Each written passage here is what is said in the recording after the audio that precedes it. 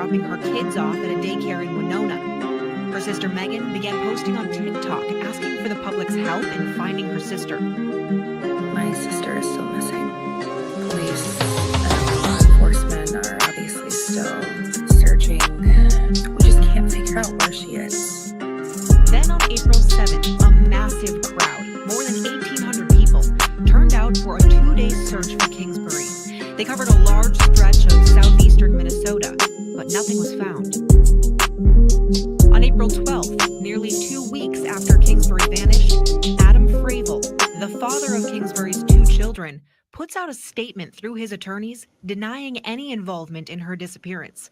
He said, quote, "During these last 12 days, I have cooperated with law enforcement at every turn, including sitting down for multiple interviews with Winona County law enforcement. I did not have anything to do with Maddie's disappearance. I want the mother of my 5-year-old and 2-year-old to be found and brought home safely. I want that more than anything." End quote. On June 5th, Fravel filed for custody of his 2 children with Kingsbury. A Winona County judge denied his petition, ordering the children to stay with Kingsbury's parents, who had been caring for them since the beginning of April. Just 2 days later, on June 7th, Fravel was taken into custody and was held at the Winona County Jail on suspicion of second-degree murder. The Winona Police Department said human remains were found earlier in the day in some brush off Highway 43 near the town of Mabel, which is about an hour south of Winona near the Iowa border. The next day, June 8th, the Winona Police Department confirms the human remains found were of Madeline Kingsbury. Fravel was charged on June 9th with 2 counts of second-degree murder in Kingsbury's death. Nearly 4 months pass as lawyers prepare for trial. On October 2nd, it's announced that 2 of Fravel's charges were upgraded to first-degree murder. This is after new evidence alleged Kingsbury had reported Fravel's abuse to friends and family, warning others that if something terrible happened to her, he would be the one responsible. Then on April 30th of the next year, a Winona judge considered whether or not Adam Fravel would be fairly tried in Winona County. The defense argued there was a need to move the case out of Winona County due to the worry over the seating of an impartial jury. The judge approves the motion, and the trial is officially moved to a Mankato courtroom on August 21st. Finally, on October 17th, 2024, 2 months ago today, the trial begins. It lasted for 3 weeks. Prosecutors brought 68 witnesses to the stand, including Kingsbury's parents, law enforcement investigators, and forensic scientists. Fravel's defense team called on 5 witnesses in total, including 2 law enforcement officers, Fravel's brother, neighbors of the couple's home in Winona, and Fravel's parents from Mabel. Fravel did not testify in his own defense. After 2 days and 10 hours of deliberations, on November 7th, the jury announced Fravel's verdict, finding him guilty on all charges. Those exact charges are as follows: first-degree murder with premeditation, first-degree murder while engaging in domestic abuse with a past pattern of domestic abuse, second-degree murder without premeditation, and second-degree murder unintentional while committing a felony. WCCO's Jason Rantala is covering this story for us today. He just sent me this. Sorry, I'm just going to pause it for a moment just to let you know, hi to everyone. I've just tried to make about 10 comments and they've been rejected. It's really weird. But anyway, I just wanted to say, yeah, it's been a day of justice today, or a morning of justice as far as Sarah was concerned this morning. You know, and that has been a tough case to follow, hasn't it? But it's good to see those sentences. And this, for anyone who doesn't know this case, because maybe if you've not been following me for a long time, because this happened around about the time of the Nicola Bulley case. That's how long ago this was. And it took quite a while to find Madeline, but finally they found her body. This happened in Minnesota in the USA. And in the end, they did find her and they did arrest her partner. And I've done quite a few videos on it. And recently, you know, if you put in Madeline's name in my search, in my channel, you will come up with the videos that I did about her before. Anyway, he's been found guilty, and today is his sentencing day, and I'm hoping for longer than we saw this morning, because of course in America we're hoping for life without parole. I can't see that it can be anything but that, really, but you know, you never know. This update from outside the courtroom.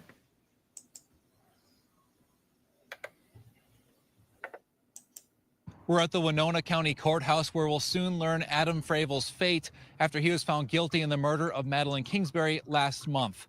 But before that sentence is read, we're expecting to hear some emotional victim impact statements from friends and family. Kingsbury went missing in March 2023 after dropping off the 2 children she shared with Fravel at a Winona daycare. Fravel was arrested 2 months later when Kingsbury's remains were found near the Iowa border. Throughout the trial, prosecutors focused on accusations of domestic abuse at the hands of Fravel during a 7-year relationship. One of the charges Fravel was convicted on carries a mandatory life sentence. You can watch everything that happens in court here on CBS News Minnesota and on WCCO's YouTube page. In Winona, Jason Rantala, WCCO News. And Jason Rantala is now inside the courtroom. He will be sending us updates through his laptop. Cameras and cell phones are not allowed except for one camera, which is the one you see right now. Jason will have his laptop and be sending us updates throughout it, as well as you watch it with us live. Now, we also want to remind you of some of the critical clues that tied Adam Fravel to Kingsbury's death. The rural property where a deputy found her was maintained by Fravel's family and near his parents' home in a town called Mabel. Fravel admitted to driving their van in that area the day Maddie disappeared. Her body was wrapped in a bedsheet with tape that investigators connected to their home. The charges say Fravel also told investigators that he was, quote, infatuated with the Gabby Petito case. That story made national headlines after Petito vanished on a road trip with her boyfriend in Wyoming and in Utah. And he confessed to killing Petito in a notebook before taking his own life. Here in Minnesota, a witness told police Fravel had warned Maddie that if she did not listen up, she would end up, quote, like Petito. Fravel admitted that, but called it a joke. Now, all this evidence led to a jury finding the 30-year-old Adam Fravel guilty on 4 counts of murder. Now, as we mentioned earlier, the ruling came down in a Mankato courtroom last month. WCCO's Jason Rantala was there and saw the reactions from Kingsbury's loved ones at the time. Take a look. Who are we going to say loud for? Maddie! Thursday marked a huge weight being lifted for friends and family of 26-year-old Madeline Kingsbury. There's no joy here, but we're glad of the result. After 30-year-old Adam Fravel was found guilty of 1st and 2nd-degree murder. We've lost a daughter, mother, aunt, sister. Children are scarred. It was back in March 2023 when Kingsbury went missing after dropping off the 2 children she shared with Fravel at a Winona daycare. Fravel was arrested and charged 2 days later after Kingsbury's remains were found near Fravel's family property not far from the Iowa border. Domestic violence a focal point throughout the trial. Family testified that Fravel strangled Kingsbury in front of their children, one of several domestic violence accusations throughout a 7-year relationship. You know, the jury and the state struck a blow for abused women today. A disappointing finish, and family's tremendously emotional. Obviously, Mr. Fravel's tremendously emotional. I can't say enough appreciation for the jury in this case, the Blue. I mean, it was a good result, you know, and we saw, we've watched about the trial and everything. Adam is, you know, thinks he's a criminal mastermind, thinks the police, he sort of fooled the police, and of course he didn't. And it was great that Madeline was recovered, at least, and brought home to her family. And as one of the family said earlier, it's not joy, is it? You know, it's not like they're getting out the champagne or whatever, because Madeline is deceased and gone, and she's been taken away from her children, who have now lost their father as well, though that's probably not much of a loss, to be honest. But Madeline is a big loss to those children. So yeah, it's bittersweet. All these things are bittersweet. it's good that he was found guilty, and hopefully he'll get the maximum sentence. He's not going to get the death sentence because I don't think they have it in that state, but life without parole, that's what hopefully he is going to get.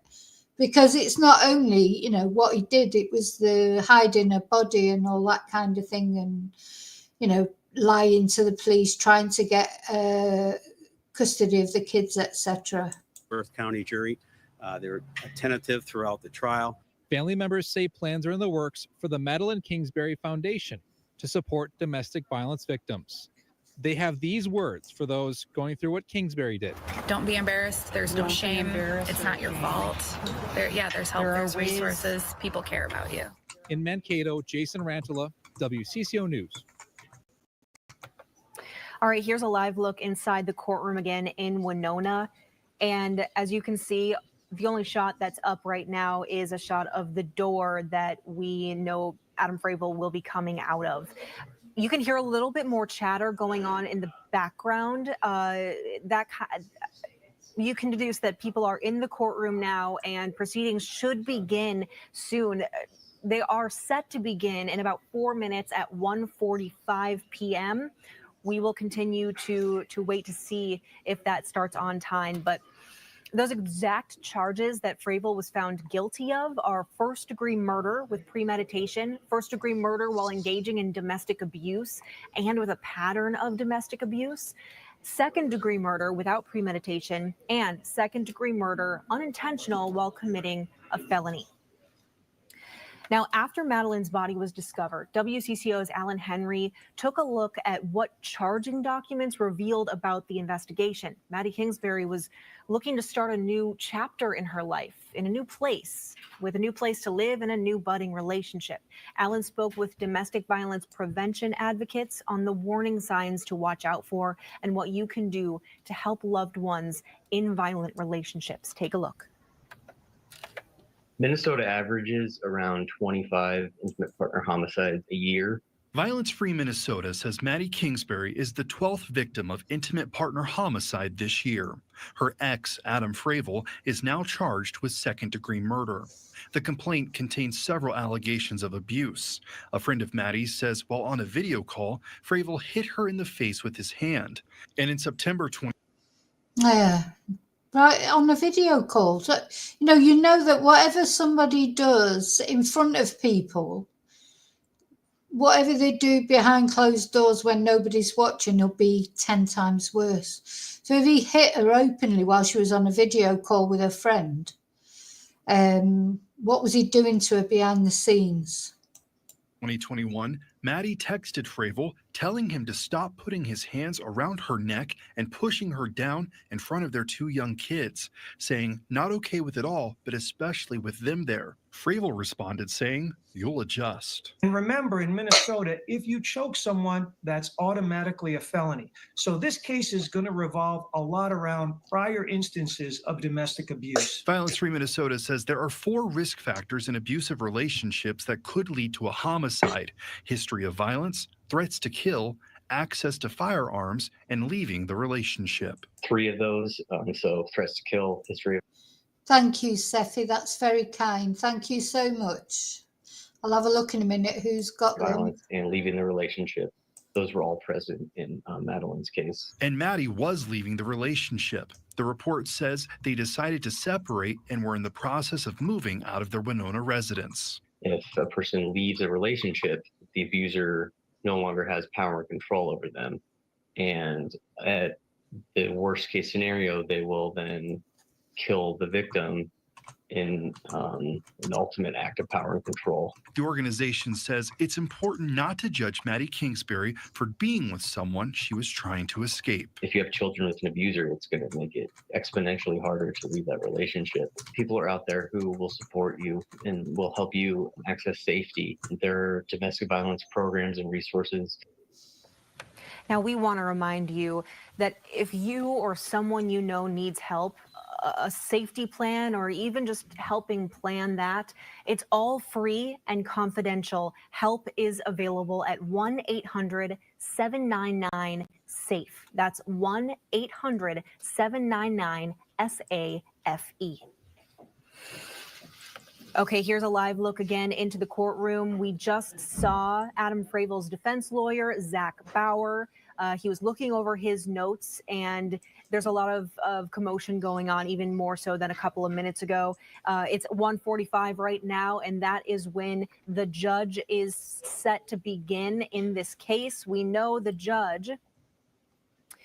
The judge is Nancy Beitendorf. We know that she was appointed in 2008 by Governor Tim Pawlenty.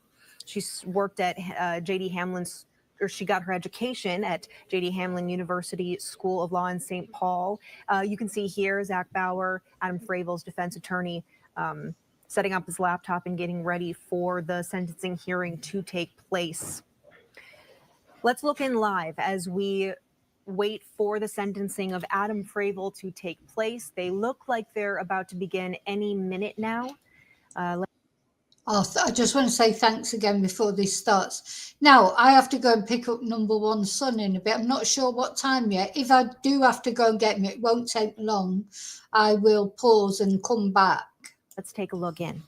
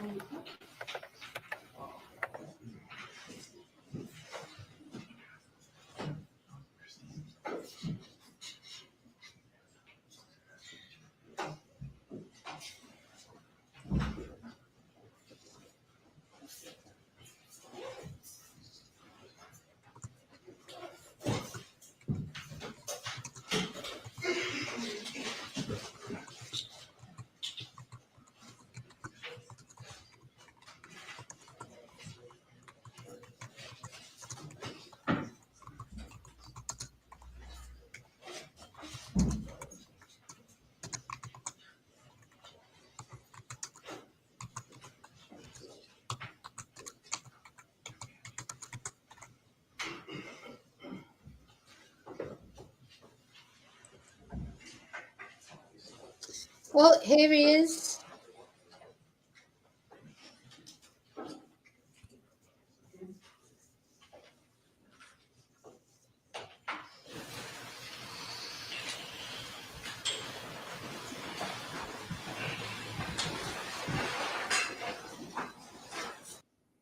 Oh, is he smiling?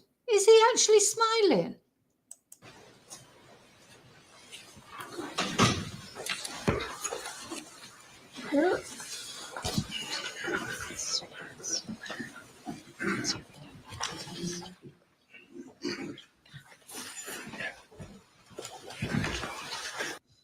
I couldn't sit next to him if I was that woman. I just couldn't. No, you know, honestly, we've said this before. I know he's got to have a defense lawyer.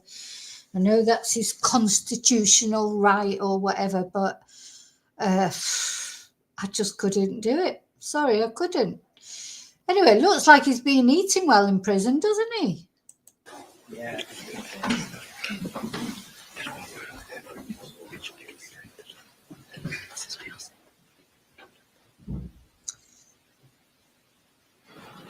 So he's going to have to sit. He's going to have to sit and listen to the victim impact statements, etc. Good. Now, you know, the actual trial itself was not televised. The family didn't want it televised, to be fair. They wanted it to be private, but they did want his sentencing to be broadcast. So good.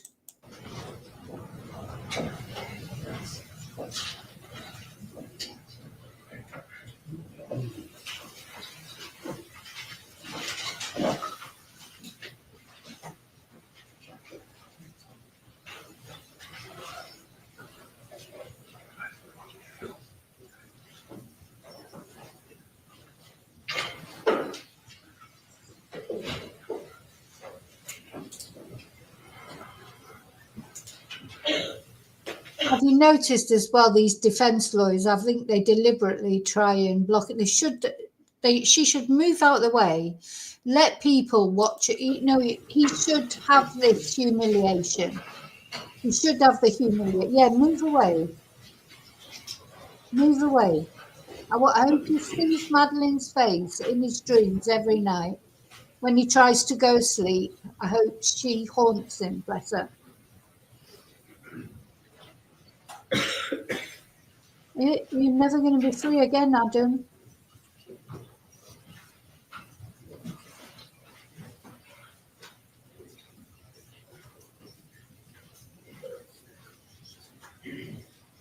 He's like a toad, this guy. It reminds me of a toad of Toad Hall.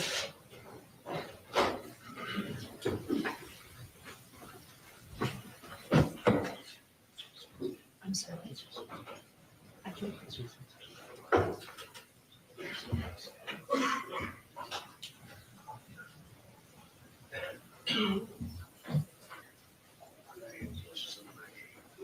Move your head out the way. Move your head out the way. I just want to glare at him. No, he doesn't even know. Well, I'm sure he knows that people are watching all over the world, that it's being televised. But I just want to really glare at him. You know, a horrible person.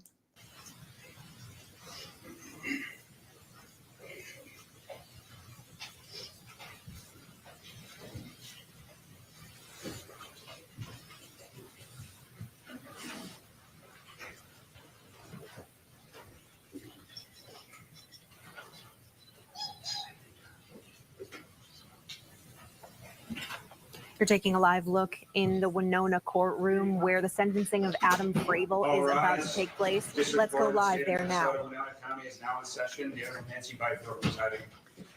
You may be seated. Oh, it's a female judge.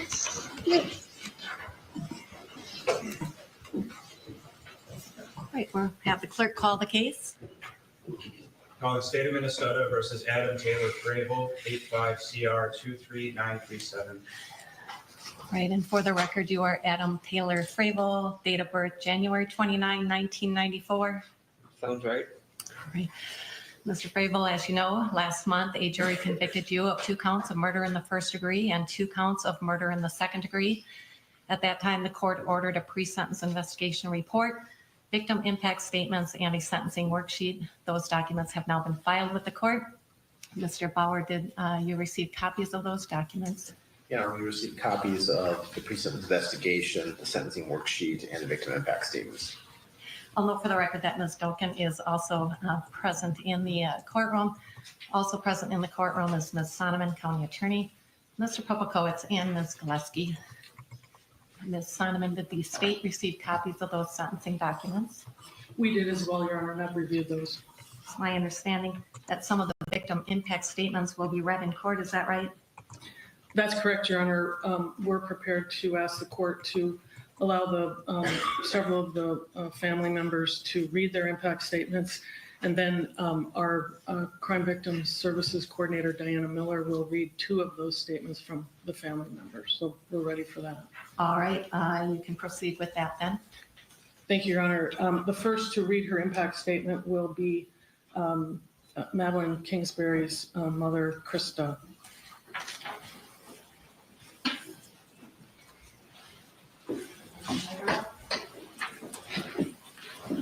Okay, so our mum's coming out to read the first victim impact statement.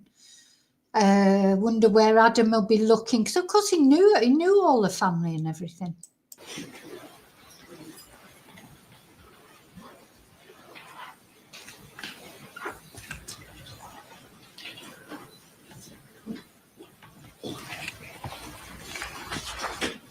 Oh my God, she'll have waited to this day to face him and tell him.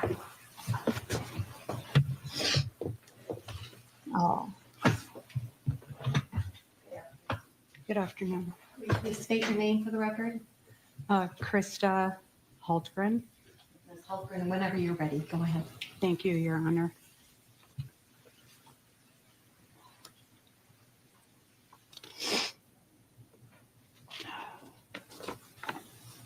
The defendant could have stopped, but he didn't.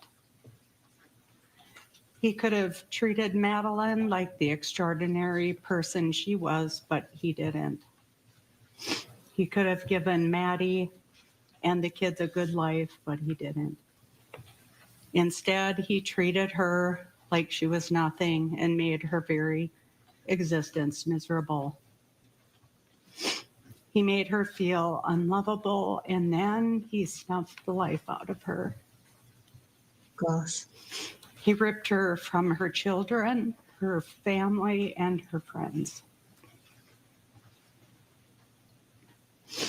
All Madeline wanted was a good life with someone who would love her and the kids unconditionally. And she wanted Adam to continue to be involved in the kids' lives regardless if they were together or not. She felt bad for him, but she couldn't make herself fall in love with someone who treated her like she was nothing.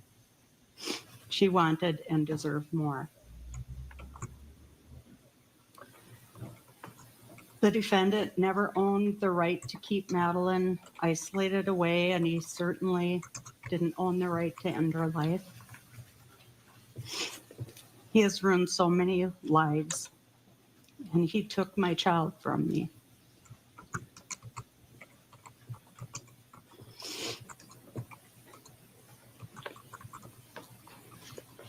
I don't understand why he thought killing her was the only option. There were so many opportunities to do something different.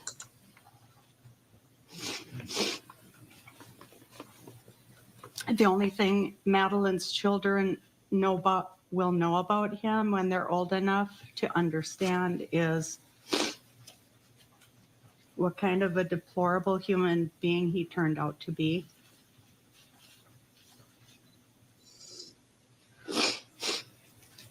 Excuse me.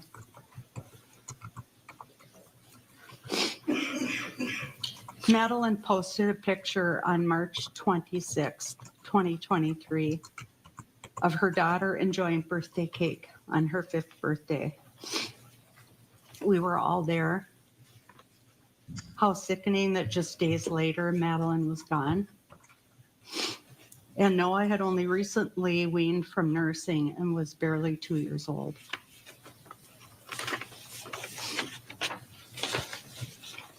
I will never forget that gut feeling or pit in my stomach on March 31st, 2023.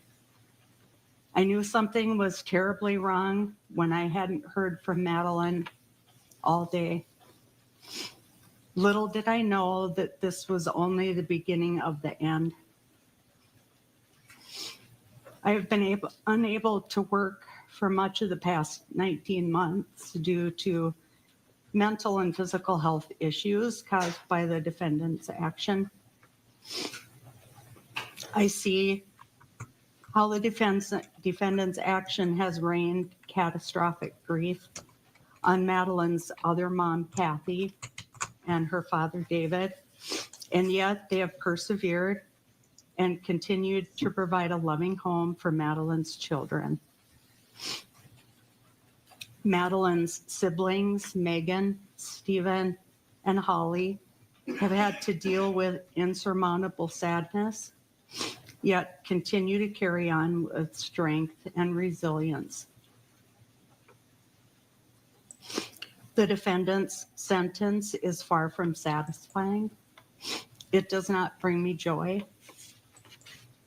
It does not ease my pain and suffering. However, a life sentence is just. He will need to live without his children, his family, his friends, his conveniences. He will live with what he did, and I pray he feels the weight of that for life. I continue to live my worst nightmare over and over again. There is no peace, no reassurance, no happy ending. Instead, Madeline's kids will grow up without their mommy, and we go on as best as possible without our daughter, sister, friend, and aunt. The wake he has left is far-reaching and hardly slows to a ripple. It will never be still. I will never understand why Adam took Madeline's life. There can never be an answer to satisfy that question. I will do my best to advocate for those in need of safety and protection, to love Madeline's children, and to be a good human and to heal in the best way possible. Thank you.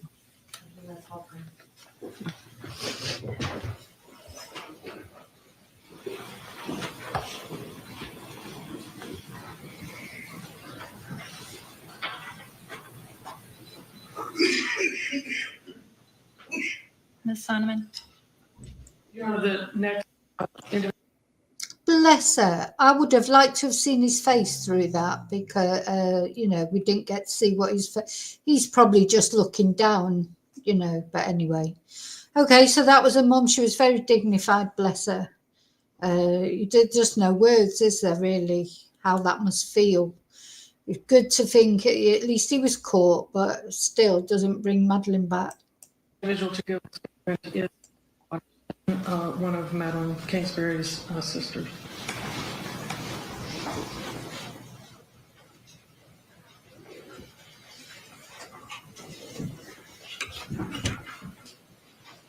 So, did you say one of his sisters now is coming?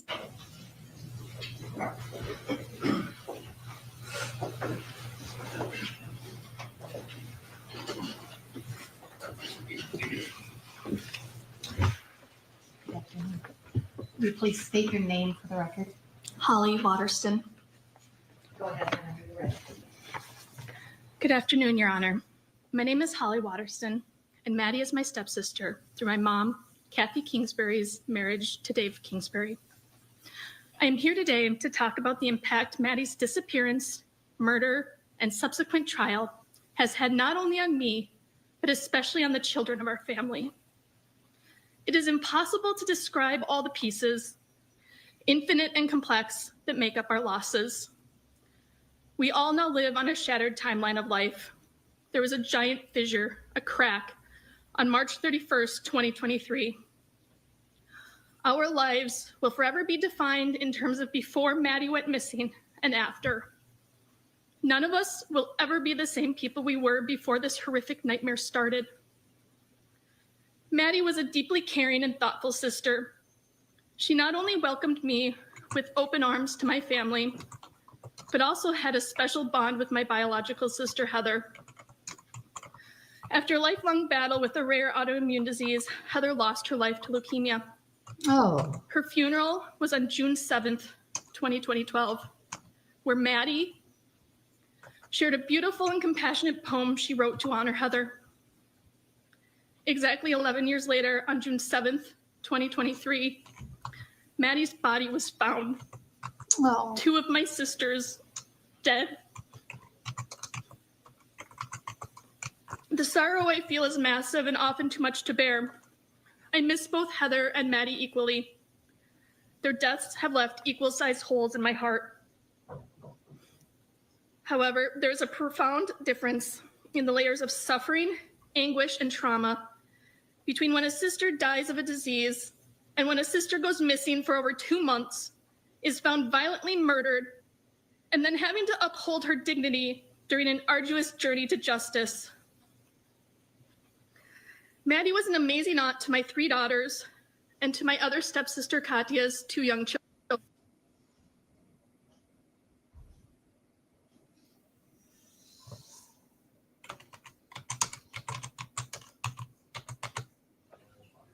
It looks like there's a little bit of disruption in the connection right now, but you're listening to Maddie's stepsister, Holly Waterston, giving her victim impact statement. I'm hoping the connection, here we go. To no one's surprise, Maddie was often at the center of this cousin crew, being the energetic, fun, creative mom and aunt that we all knew her to be. I miss my conversations with Maddie about navigating the intertwining joys and struggles of raising our little humans. Maddie brought an enormous amount of light and laughter to our lives. Backyard games, pool parties at Grandpa and Gaggi's house, and family celebrations will never be the same. Throughout the course of the trial, we heard a lot about Adam's cloak of innocence. Today, on this day of sentencing, I ask the court to reflect on what Adam's actions have done to the children in our family. The children in our family don't get to walk through their young lives shrouded in a cloak of childhood innocence anymore. It was ripped from each of their tiny shoulders, stomped on, shredded, destroyed. My youngest twin daughter talks a lot about missing Maddie, how it's not fair Maddie was killed, and how Maddie didn't deserve what happened to her. One of the most difficult questions she asks is, why would Adam do this to someone he had kids with and said he loved? It is this question and its answer that gets to the heart of the most insidious secret truth within our society: domestic abuse and violence. It is a question I agonize over, and it is one that keeps me awake at night. My middle daughter, my youngest twin, had an immensely difficult time during the trial. She was often in tears, asking me things like, why did Adam do this? Why did he kill Maddie? Why didn't he tell people he did this so people didn't have to search for her? Why doesn't he tell people now so everyone doesn't have to be at the trial? The question of why remains for us all. It is a simple word with an endless ability to cut at our hearts, because it has no answer that will ever be sufficient. My youngest daughter always wants to know, how was Maddie killed? She is not satisfied with an answer of, Adam made Maddie stop breathing. She wants to know exactly how. She wants the details. There's no room for the gray space within my answers to her questions. She also repeatedly asks, is Adam still in jail? The underlying unspoken questions here, of course, are, am I safe? Oh. Can it happen to me? During one of our cousin's sleepovers, my youngest daughter and Maddie's son, Noah, came into my room, both of their little faces streaked with tears. My youngest daughter told me through her sobs, Noah woke me up. He is crying and asking for his mommy. Oh. As a parent of young children, I am no stranger to middle of the night wake-ups or kids being scared or worried. I am supposed to simply be able to explain that monsters aren't real, that they don't live under our beds or in our homes. I'm supposed to be able to add another nightlight, maybe make some homemade monster spray, and hug their fears away as they drift off to sleep, forgetting their nightmare by daybreak. Nothing prepared me to try to comfort my nephew, who will never again be able to see, hear, or hug his mommy, because there is, in fact, a real-life monster who killed his mommy. I feel it is a nightmare that little Noah may never be able to escape, because the reality for him is that this monster and his father are one and the same. Yeah. With young children involved, we don't have the privilege of pretending that the darkest and most difficult days are behind us. The generational trauma will likely be repeated in waves throughout the years, as each child eventually learns and struggles to process the entirety of the horrific truth and the gruesome details behind Maddie's disappearance and brutal murder. For me, the emotional burden I carry weighs heavily on my heart. I often robotically and mechanically go through the routine of life, searching for a sense of normalcy. I've been left with an inability to truly accept joy. I am often flooded with a feeling of triviality that seeps into the far reaches of my existence. My support system is largely comprised of friends and family who have also been deeply impacted. Previously sturdy core relationships and dynamics have been innately changed. This is especially true with my mom, who is now raising children younger than my own and who no longer has the ability or capacity to be there for me or my kids in the same way she was before March 31st, 2023. I grieve for the connection, closeness, and memories that have been lost or never made. I haven't yet figured out how to incorporate this tragedy into my everyday life, even though I know I must. There are days when there are glimmers of hope, days when I can walk gracefully, holding hands with both my grief and my gratitude. However, there are many days where I stumble, and there are roadblocks I must continue to face. Even simply driving my kids to school can be triggering. On one road, there is culvert after culvert after culvert. Immediately, all I can see in my mind are flashbacks of Maddie's short, brown curly hair poking out of the top of the fitted sheet. Flashbacks of multiple law enforcement officers pulling Maddie out of the culvert where she was inhumanely stuffed and hidden. Flashbacks to the towel, tied, slip knotted, extremely tightly around her face. I try in vain to forget the surreal feeling I had as I watched the horrific video unfold in the courtroom. It was as though my body had separated from itself. I attempt to hold back the feelings of devastation I had the day Maddie was found. I cannot help but feel heartbroken about how scared and desperate Maddie must have been in her final moments of life. Those images, those feelings, that knowledge, they are not anything I will ever forget. As painful as it all is, they are also not something that should ever be forgotten. Adam needs to be held accountable. Adam's actions were disgusting, sickening, and particularly cruel. On the morning of March 31st, 2023, Adam seemingly felt entitled to unilaterally impart a death sentence on Maddie. Simultaneously, Adam gave each of us a life sentence as well. There's no parole for any of us to be released from this nightmare. This is forever our unthinkable reality. I am asking, pleading with the court today to follow through with mandatory and maximum sentencing for Adam. Life in prison with no possibility of parole. Thank you, Your Honor.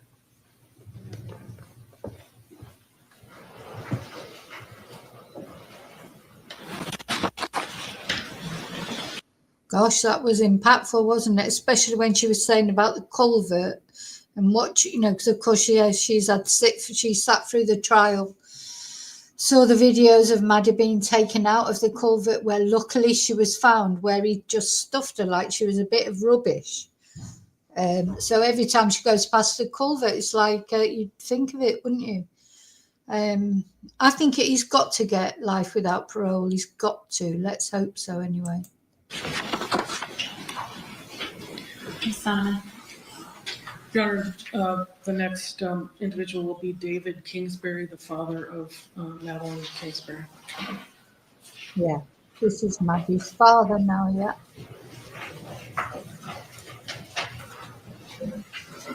Look at his face. He's just looking down, but he doesn't really look remorseful, does he? You know, you'd think he'd be crying, really. I mean, what's he thinking about? Is he thinking about how he murdered her, wrapped a towel around her head and suffocated her, strangled her? Yeah, she must have been terrified that he towed. Oh, God.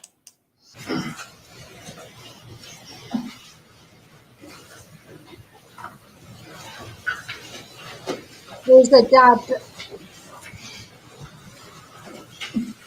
Good afternoon, Your Honor. Good afternoon, Mr. Kingsbury. For the record, my name is David Kingsbury. I'm Madeline's father.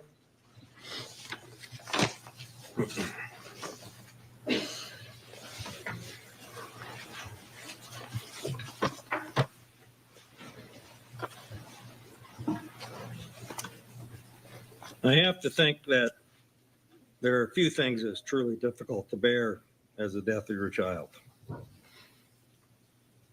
The exception being that child brutally and senselessly murdered. It's an almost intolerable weight. Each morning, my mind painfully adjusts to the realization that it's not just a bad dream.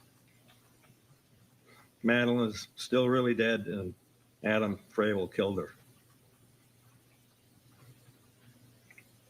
My family bears it because we have to go on, but there's no avoiding the terrible anger, the tears, the gut-wrenching grief, the inevitable woulda, coulda, shouldas, and the unanswerable question, how could someone do this?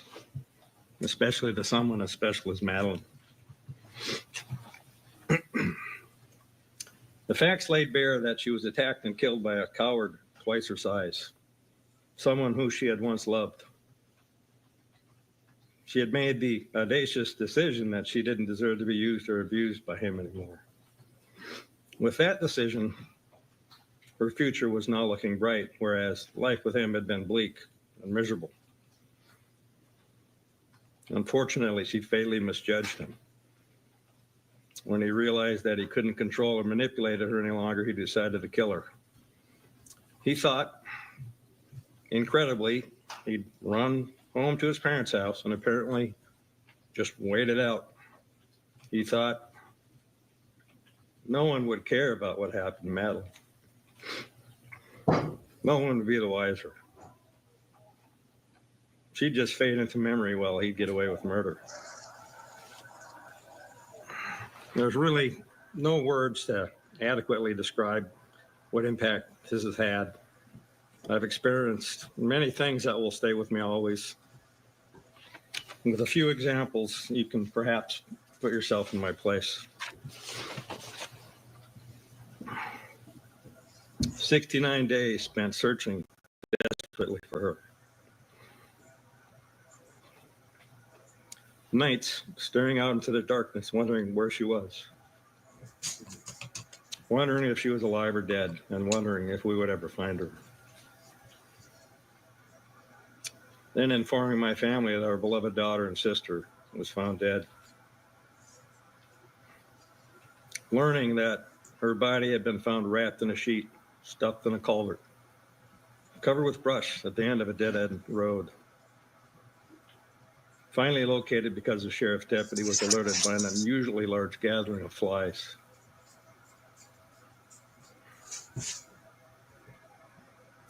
Authoring my youngest child's obituary.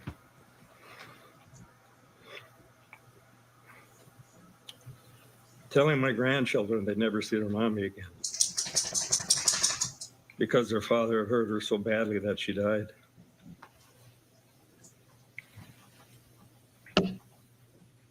For my final goodbye to my beautiful daughter, I held her, talked to her, sung to her, and promised we'd get her justice. She was in a body bag. Megan wanted to see her sister's body.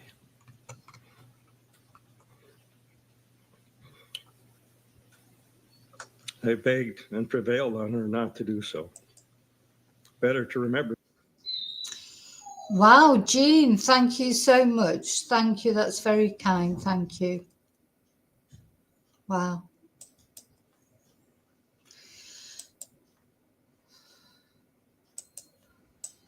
Maddie as she was. Not an awful sight that would scar her psyche forever. I ordered an immediate cremation. Meanwhile, we were engaged in a very public and hotly contested court battle with Fravel for custody of Maddie's children. Though he was finally arrested and charged with her murder, this litigation continued. Moments before a video hearing began, the court's camera was live. He noticed. We were on the video feed. Locked eyes with my wife and I, and smirked at us. Smirked. At that moment, his true nature revealed. Resolute cruelty and pure evil. For me, certain proof that he killed Madeline, proof that he was glad he did it, and proof that he derives great pleasure from the carnage, destruction, and the grief he's caused. His only regret was being held accountable. The crocodile tears he shed in the courtroom the day the guilty verdicts came in were for himself. No remorse for what he's done to Madeline, to Ellie, and Noah, or the people that love them. This father is like really making an impact as well, isn't he? Because he's calm as he's saying. I don't know how he's staying calm, and just what he's saying about Adam and how he sort of almost enjoyed it. Like you said, he was smirking and he thought he was so clever, didn't he? Thought he was so clever, taking that mother away from the children. We watched the video, didn't we, of her arriving at the daycare centre with Adam, and then Adam going back on his own later, and the dog barking at him as he went in. And he was smirking then. He was full of it then. In that time in between, dropping those kids off and going to pick them up, he had murdered their mother.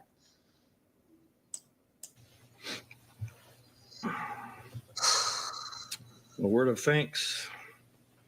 Without the dedication of law enforcement, the efforts of thousands of community volunteers, the hard work of the county attorney's office and this court, he'd still be free and would most likely have the children.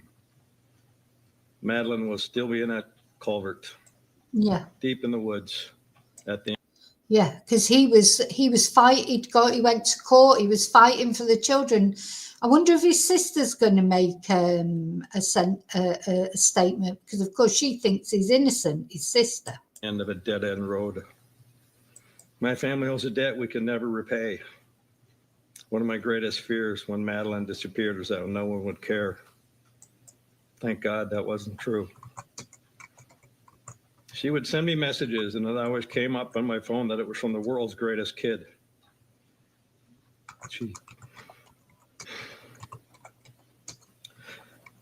She truly was.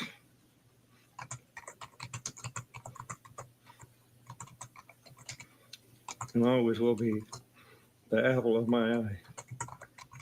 Her name is Maddie. Oh. Thank you.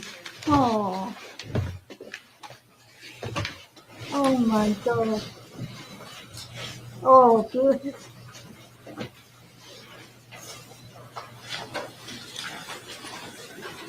Ms. Sonneman.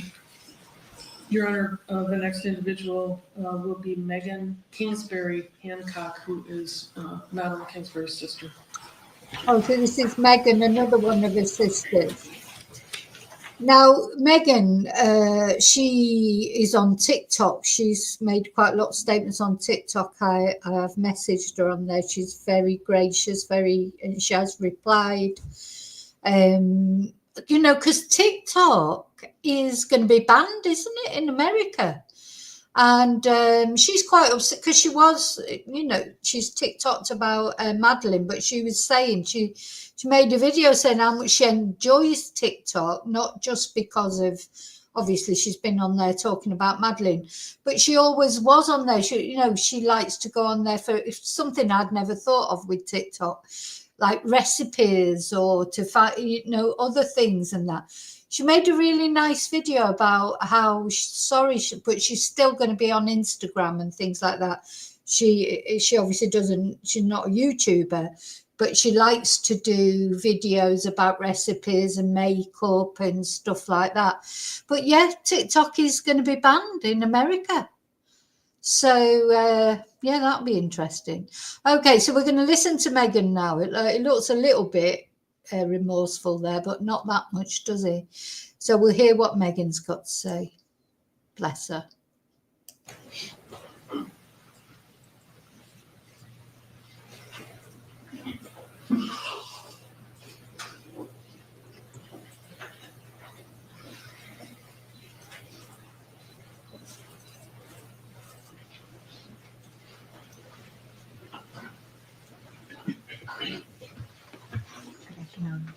Will you please state your full name for the record? Yes, Megan Hancock. Thanks. Go ahead, Ms. Hancock. Thank you.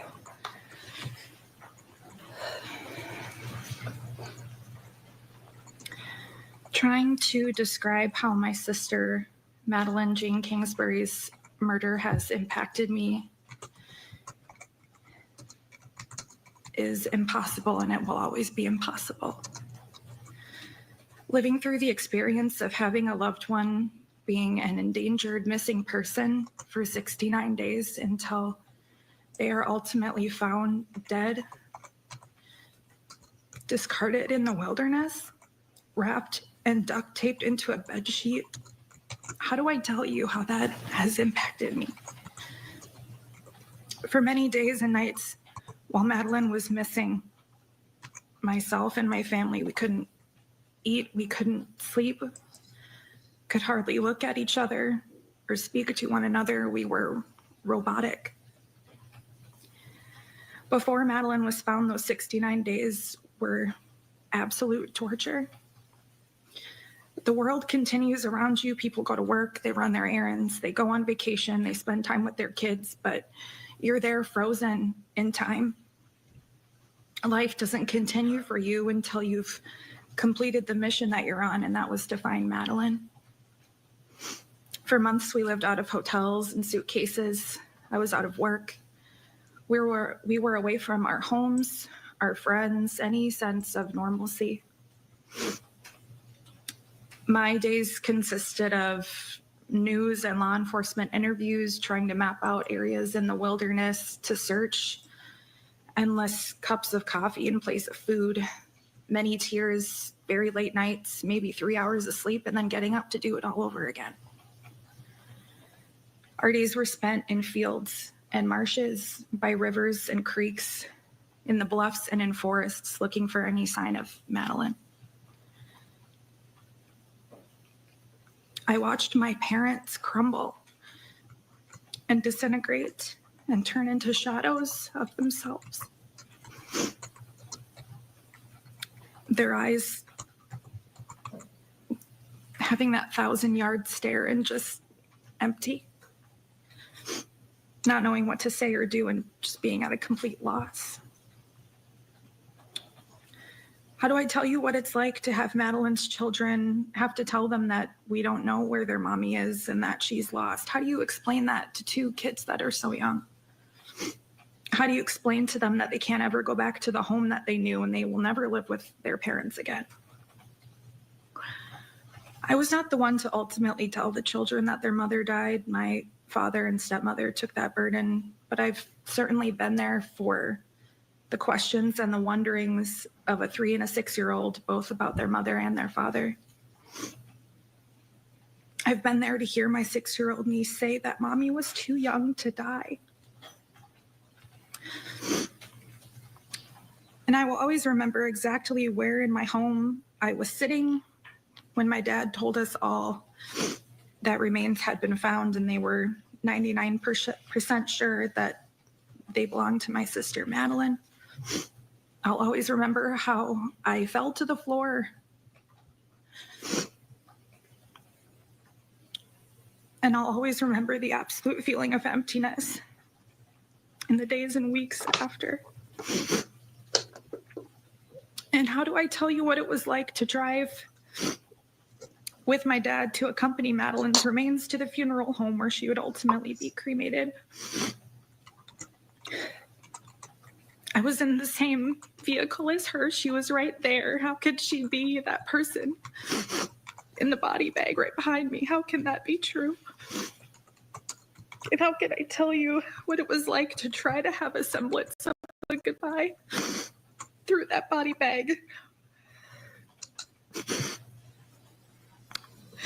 Watching my father collapse onto her and say how sorry he was over and over again, and singing "You Are My Sunshine" to her one last time. Oh. I'll never forget the sounds he made of grief and sorrow. How can I tell you what it was like to feel how much of her was already gone, to hold her hand through the body bag, to know that she was right there? To know that if I did see her, That wouldn't be her anymore.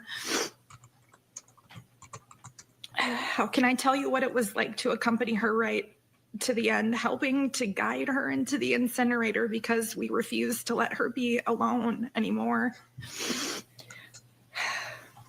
I can't tell you what it was like. It's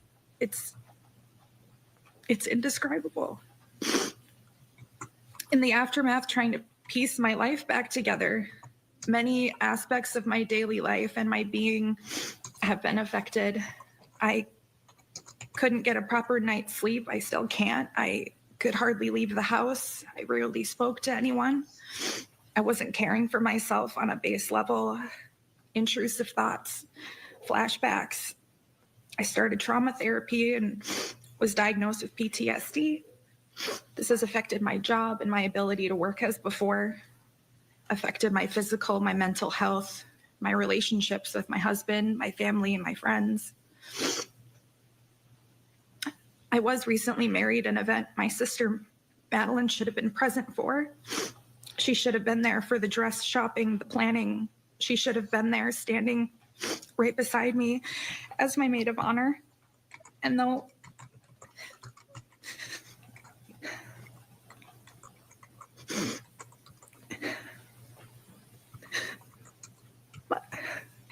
my wedding day was one of my happiest days, but it was also one of my hardest.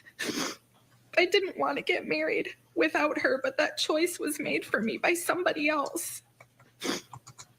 That's one of the worst parts, is that we have no choice. Madeline is gone. Every holiday, every special event, every milestone, we have no choice. We have to carry on without her. The defendant made the choice to take her life, which he had no right to do. He made the choice to rob the children of their mother and consequently of their father as well. Sometimes, not very often, I do think of the defendant, and I've never truly hated anyone before. Some people have the ability to forgive and believe that it frees them and lessens their burden, and I can appreciate that. I will never forgive what he has done. And of course, I will never forget. And some would say that my hatred will eat me alive. I would disagree. The amount of space that the defendant holds in my mind is so small, it's minuscule even. The amount of space in my mind and my heart that I hold for Madeline is exponentially larger. The amount of pure love I held and still hold for my sister, Madeline, far outweighs the hatred that I feel. And the defendant will most likely proclaim his innocence for the rest of his life. Myself and my family and friends of Madeline do not need him to admit it because we all know the truth. Perhaps the defendant is happy with what has become of my family and what has become of Madeline, and to that I would say this. We are not broken. Madeline will forever be remembered and loved. Her children will know who their mother is and was. They will also know when they're old enough what happened to her and that their father is the monster who took her from them. We will be there with them to carry them through the hard times and guide them through life as Madeline would have. And though the defendant's actions have shrouded us in darkness for a time, Madeline's light will never be extinguished. Her name and her loving, kind spirit will never be forgotten. Thank you. Thank you.